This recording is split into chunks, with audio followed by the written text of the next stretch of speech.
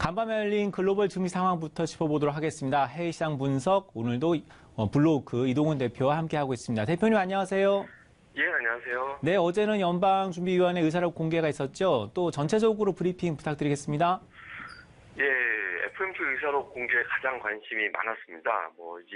사실 의사록 공개 자체가 크게 관심을 모은다기보다 일반적인 어떤 이벤트 정도, 일정 정도로 그동안에 인식이 됐었는데, 최근에 금리에 대해서 워낙 민감해져 있는 상태다 보니까 이번 의사록 내용 안에 어떤 내용들이 포함이 되어 있는지, 또 금리 인상 속도를 어떻게 가늠해 볼 수 있는지 시장에서는 관심이 집중되어 있는 그런 양상이었는데요. 의사록 공개된 이후에 상승하던 증시가 하락전환 그런 모습을 보였습니다. 전까지만 해도 금리 인상 점진적으로 하는 것이 맞다라고 발언을 하는 연준 인사들의 발언들이 좀 있었고, 그리고 실제로 최근에 이제 10년물 국채금리 기준으로는 2.9% 넘어가지 않는 그런 흐름이 나오다 보니까 시장에서 좀 안도하는 그런 분위기가 좀 있었거든요. 근데 의사록 공개되고 나서 분위기가 좀 반전이 됐습니다.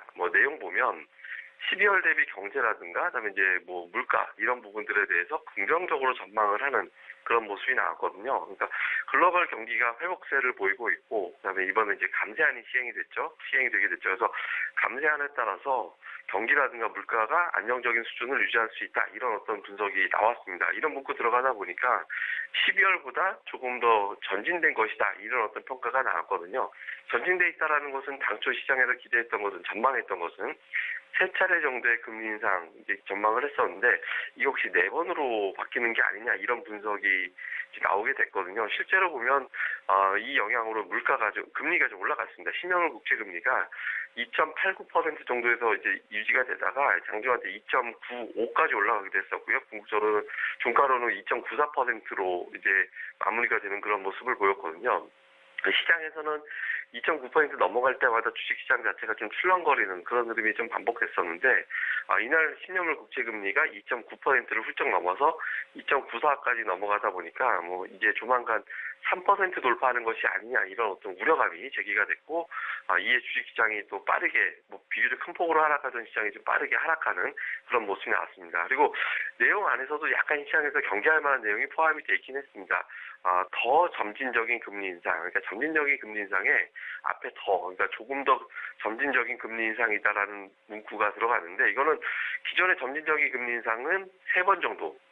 그런데 이거보다 조금 더 이제 진보됐다라는 것은 아마도 4번 정도를 암시하는 것이 아닌가, 이런 어떤 분석이 나오게 됐거든요. 그리고 또 한 가지는 이번에 나왔던 데이터 1월 의사록 자체가 시장에서 문제가 됐던, 시장에서 이제 관심을 가졌던 것은 1월 고용 지표에서의 어떤 변화, 임금 상승률이 조금 더 높아졌죠. 이런 부분들을 반영된 것이 아니기 때문에 아마도 3월에서는 조금 더 내용이 보강돼 있을 가능성이 높다. 즉 경기에 대한 전망치가 더 상향이 되면서 아마 금리 인상 속도가 빨라질 수 있다라는 어떤 우려감까지 동시에 좀 자극을 했습니다. 이런 내용들이 전체적으로 부담으로 작용하다 보니까 시장이 좀 하락하는 그런 계기가 좀 됐고요. 그리고 실제로 업종으로도 보면 딱히 어떤 반등하는 업종 없이 대부분 다 하락하는 그런 모습이 나오면서 3대 지수가 좀 많이 하락했습니다. 다만 나스닥 시장이 상대적으로 덜 빠졌던 이유는 아마존이라든가 페이스북이라든가 이런 어떤 시가총액이 높은 종목군들이 상승세를 보였거든요.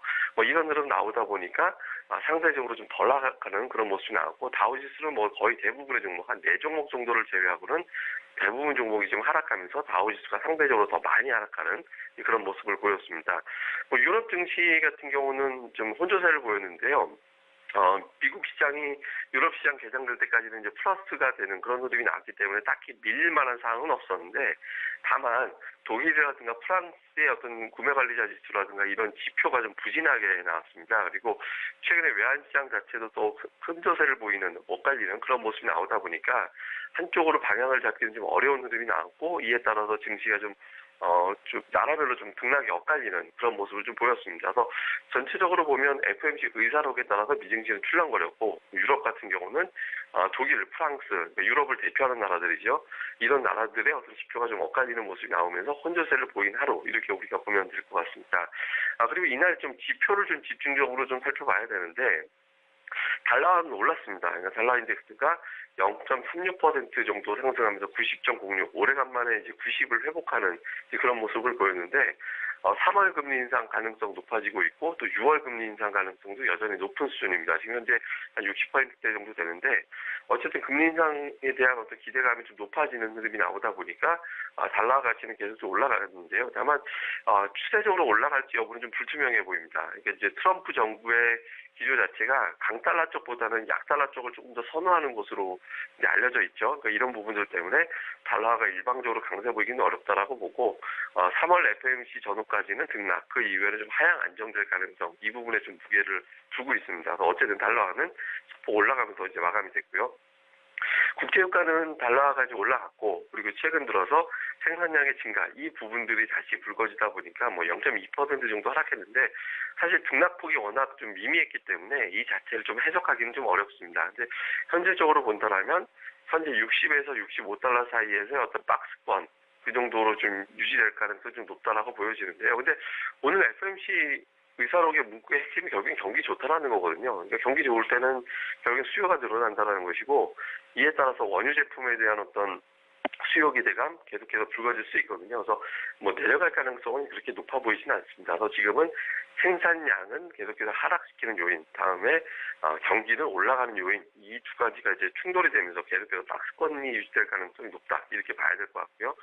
그리고 이날 좀 주목해 볼 만한 변화는 변동성 지수입니다. 그러니까 변동성 지수가 미증시 하락하고 금리가 올라간다라는 이슈가 있을 때는 원래 이게 급등을 하면서 시장을 많이 흔들었거든요. 근데 오늘 오히려 하락을 했습니다. 2% 정도 하락하면서 20.18로 마감이 됐는데, 이 부분을 좀 주목을 해봐야 되거든요.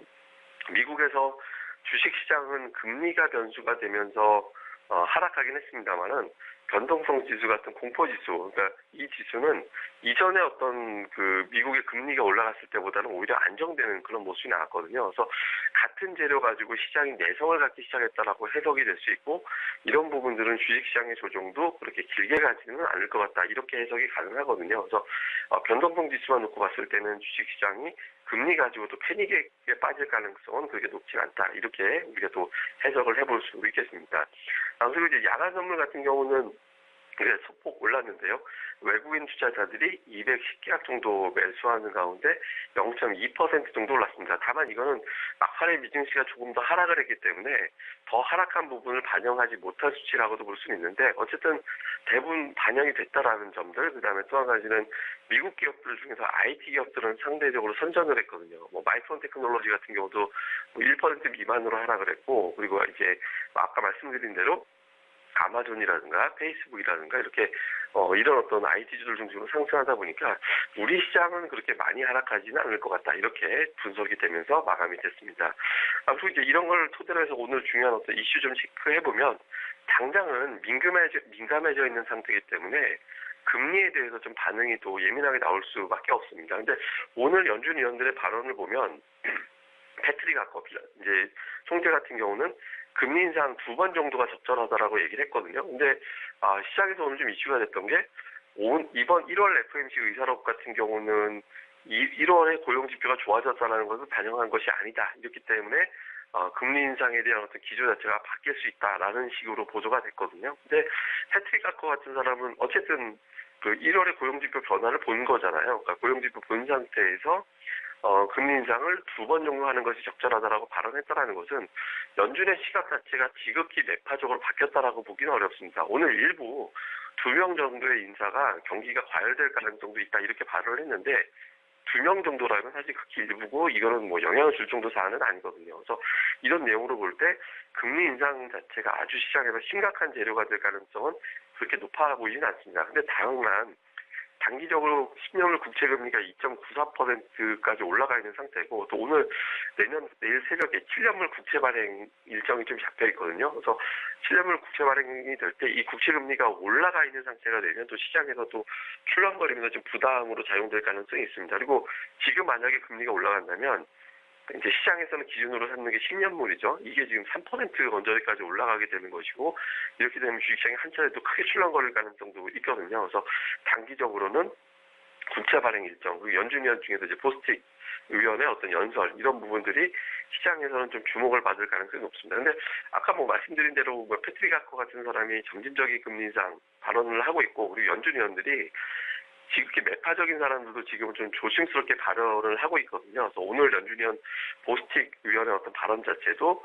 뭐 내용이 좀 완화될 가능성이 높기 때문에 이런 내용이 나올 때마다 뭐 시장은 오히려 좀 안정적으로 이제 바뀔 가능성이 있습니다. 그래서 당장은 금리에 따라서 출렁거림, 그렇지만 연준 인사들이 이런 부분들을 진화시켜줄 가능성 우리가 좀 이렇게 열어두고 봐야 될 것 같고요.